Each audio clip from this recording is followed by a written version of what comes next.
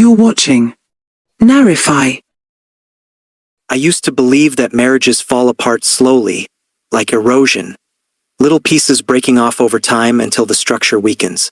But mine didn't collapse slowly, cracked in one night, one decision, one moment that I didn't even witness.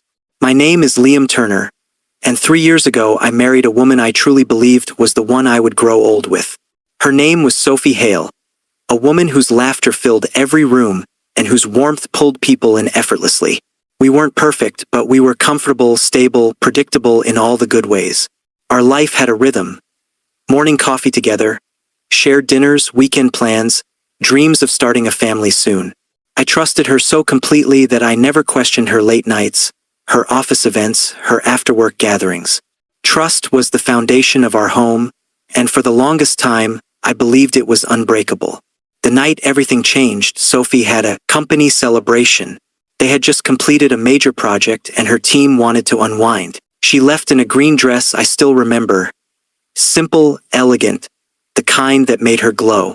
Before she stepped out, she kissed my cheek and said, "Don't wait up, okay? I'll try to be home before 1." I nodded, thinking nothing of it. She wasn't a drinker, wasn't a partier, wasn't the type to come home stumbling. I spent the night working on my laptop, replying to emails, watching a documentary. Midnight passed, then 1, then 2. When my phone buzzed, I checked it instantly, but it wasn't her. Just a notification. No messages from Sophie. No missed calls. At 3:18 a.m., the front door opened. Sophie walked in quietly, as if trying not to wake me. Her hair was tangled. Her makeup smudged. Her dress slightly wrinkled like she had slept in it or spent hours somewhere unexpected. She froze when she saw me sitting on the couch. I waited for her to speak first. She forced a tired smile, but it didn't reach her eyes. "Hey, you're awake," she whispered. Her voice sounded dry, lighter than usual, as if she'd been talking too much or crying. I didn't know which. "Are you okay?" I asked. She nodded too fast. "Yeah, just long night. I'm exhausted." She wasn't drunk, but she wasn't normal either. She walked past me, avoiding eye contact, went straight to the shower, stayed inside for nearly an hour. When she finally came to bed, she turned away from me without saying goodnight. I lay awake for a long time, staring at the ceiling, feeling something heavy and unfamiliar pressing against my chest. But I told myself I was imagining things. I told myself she was just tired. I told myself nothing was wrong, because sometimes denial feels safer than the truth. In the following days, Sophie became distant in ways I couldn't explain. She was quieter, distracted, constantly checking her phone, jumping at every notification. At dinner, she would barely touch her food.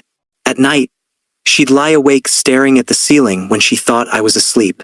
I tried to talk to her, but she would brush everything off with a tired smile. "Just work stress," she said. "Just deadlines," she said. "Just tired," she said. But none of it felt true. The warmth in her voice was fading.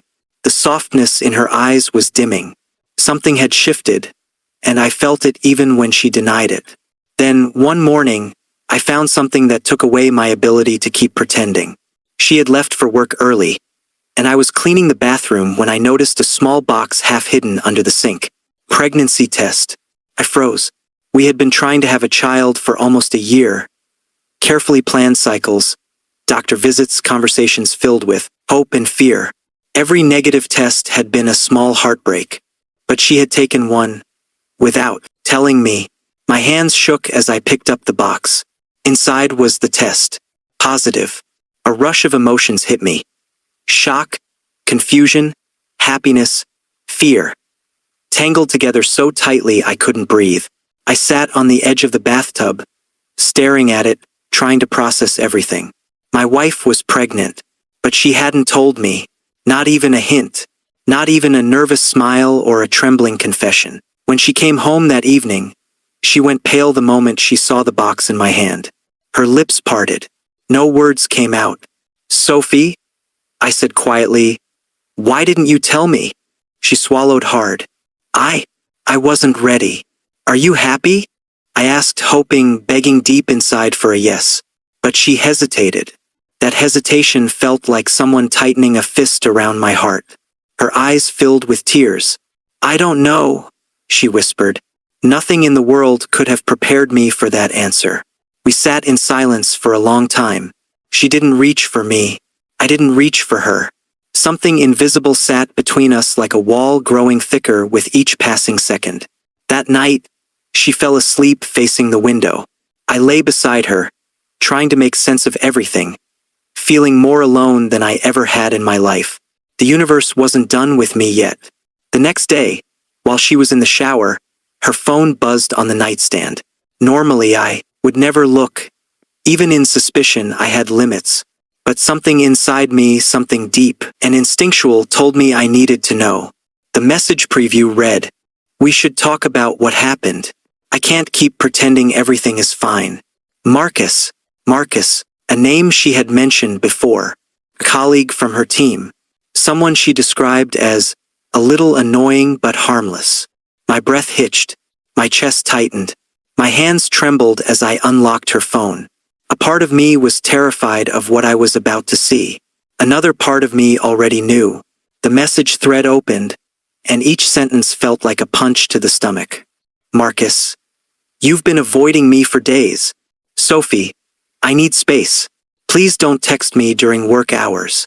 Marcus, we need to figure out what we're going to do. Sophie, there's nothing to figure out. I made a mistake. Marcus, you weren't the only one there. Sophie, just stop, please. Marcus, is it mine? Sophie, I don't know. Marcus, he should know. Sophie, he can't find out. Not yet." I dropped the phone. I felt physically sick. Everything inside me collapsed. My trust, my hope, my sense of reality. The woman I loved, the woman I built a life with, the woman carrying a child, had lied to me. Not just about that night. Not just about the pregnancy. But about everything we thought we shared. When Sophie came out of the shower, she saw the open phone on the bed and froze. She didn't even ask how much I read. She could see it in my face. "Liam," she whispered. My voice cracked. "Is it true?" Her knees buckled, and she sank to the floor, covering her face with shaking hands. She cried, not the loud dramatic kind of crying, but the silent, broken, shaking kind that carries guilt, fear, and regret. "I didn't mean for any of this to happen," she whispered. "I was drunk. I was stupid. I made one mistake. Just one. One." I repeated, my voice hollow. "You kept talking to him. I was scared," she sobbed. "I didn't know if the baby was yours. I didn't know what to do. I didn't want to lose you. You already did," I said quietly. Those words weren't said in anger. They were said in truth. The moment the betrayal entered our home, something in me died. Something I could never get back. I didn't pack my bags that night. I didn't leave. I didn't even raise my voice. I just sat there on the edge of the bed, staring at the floor while Sophie cried softly beside me. It felt surreal, like I was watching someone else's life fall apart. My mind kept replaying the messages, the hesitation in her voice when I asked if she was happy about the baby, the way she avoided my touch, the way she avoided Marcus at work as if avoiding a shadow she couldn't outrun. I didn't ask her for details. I didn't want to know how far things had gone. I didn't want to poison my mind with images that would haunt me for years. I just needed to breathe, to think, to survive the moment. For the next several days, our home turned into a silent battlefield. We spoke only when necessary, logistical things, practical things. She kept apologizing, but the apologies sounded like echoes of a decision she couldn't undo. She walked around like a ghost, barely eating, barely sleeping, constantly trying to read my expressions like searching for traces of hope. I couldn't give her any. I was drowning in questions, questions that hurt to even form.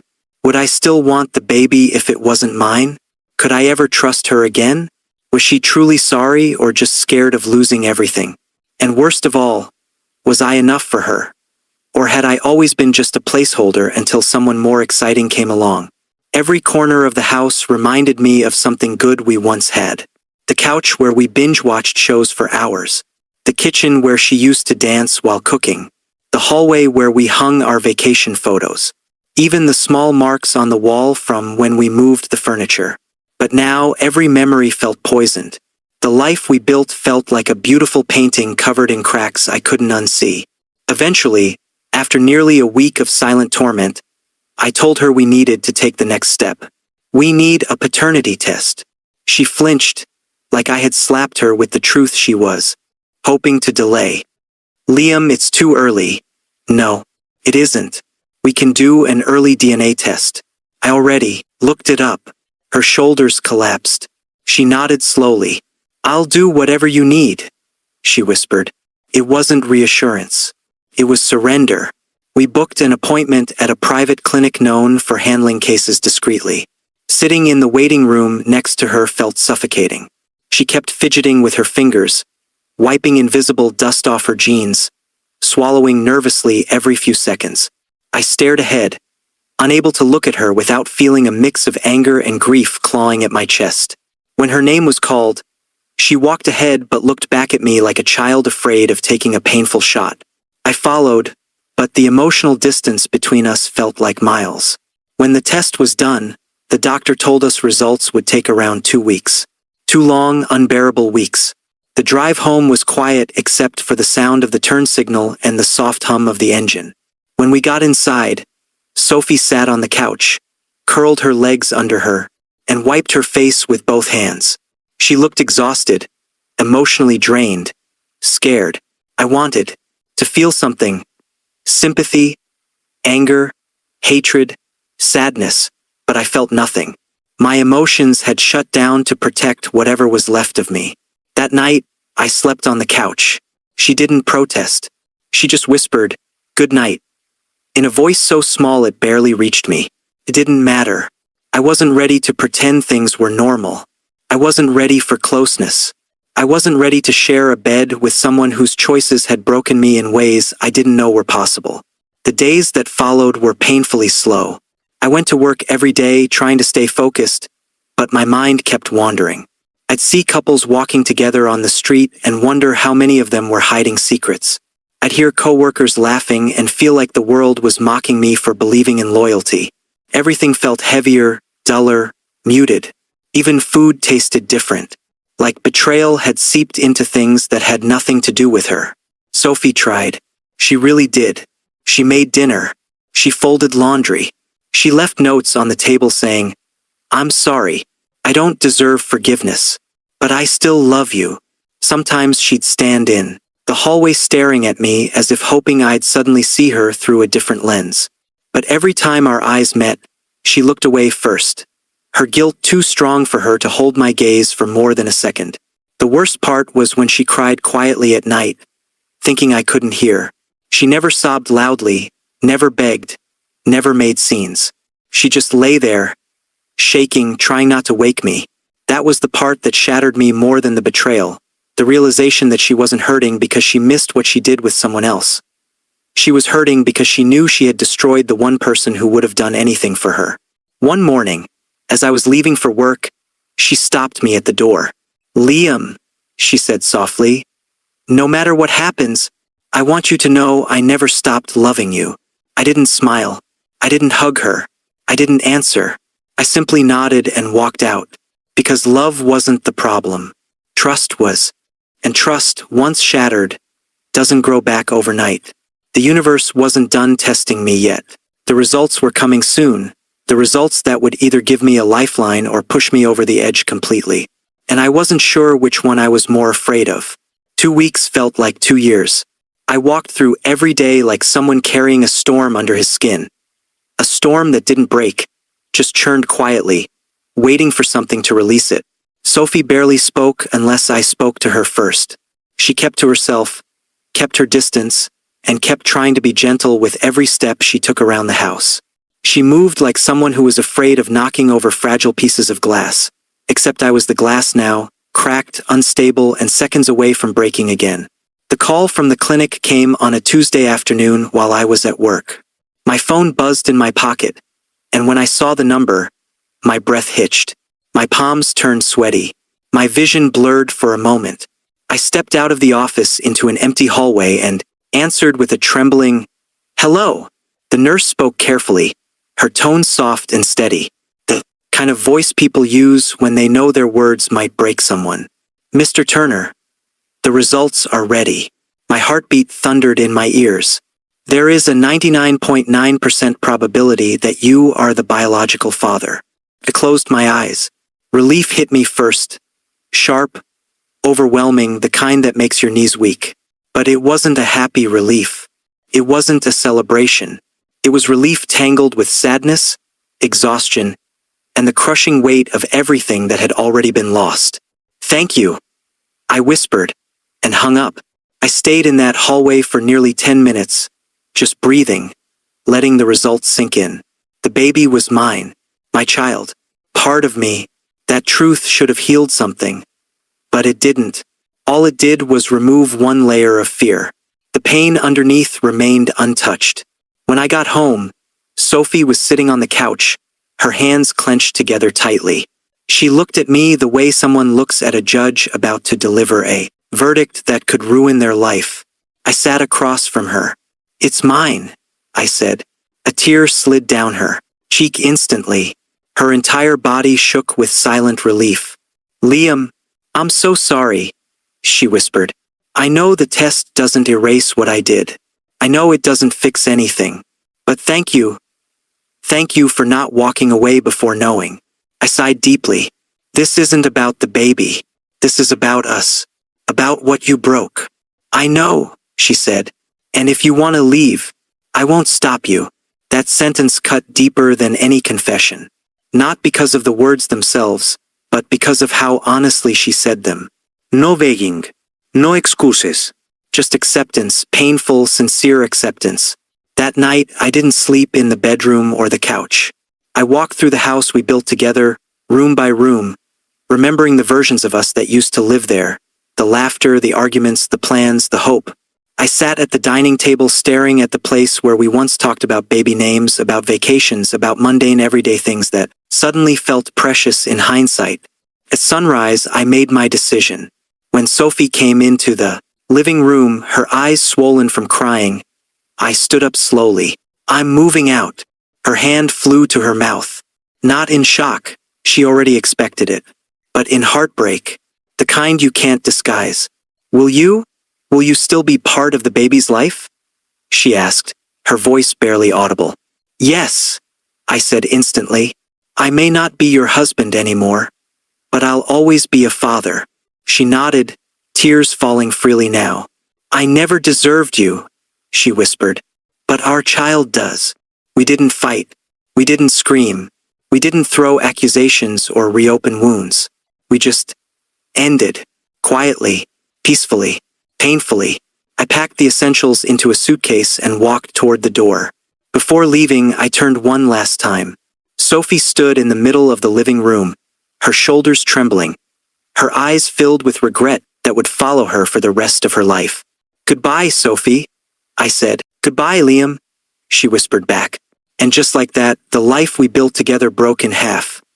Not with a dramatic explosion, but with a soft, final exhale. 6 months later, we found our rhythm again. Not as lovers, not as partners, but as two people connected by something innocent and pure. The baby was born on a quiet evening in May.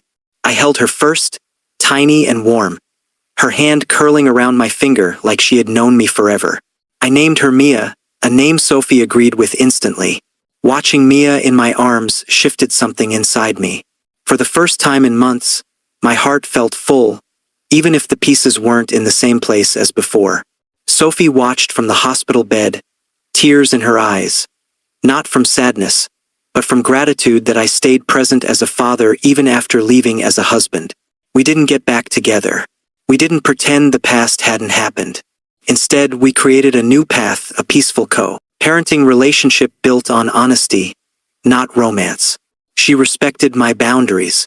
I respected her effort to grow from her mistake. There were no more lies, no more secrets, no more pretending. Sometimes, life doesn't give you back what you lost. Sometimes, life gives you something else. Something quieter, softer, but still meaningful. I learned to forgive, not because she asked, but because holding on would have poisoned the part of me that Mia needed the most. And Sophie learned how deeply one mistake can scar the people we love. A lesson she will carry forever. Today, when I see Mia smiling, I don't think about the betrayal. I think about the future, the one I'm building with her. My marriage ended that night Sophie never came home. But my life didn't. I walked through the storm, and somehow, on the other side, found a new version of myself. Stronger, calmer, wiser, and capable of love that isn't broken by someone else's choices. Some endings hurt, but some endings give you back your peace. And peace is the beginning of everything.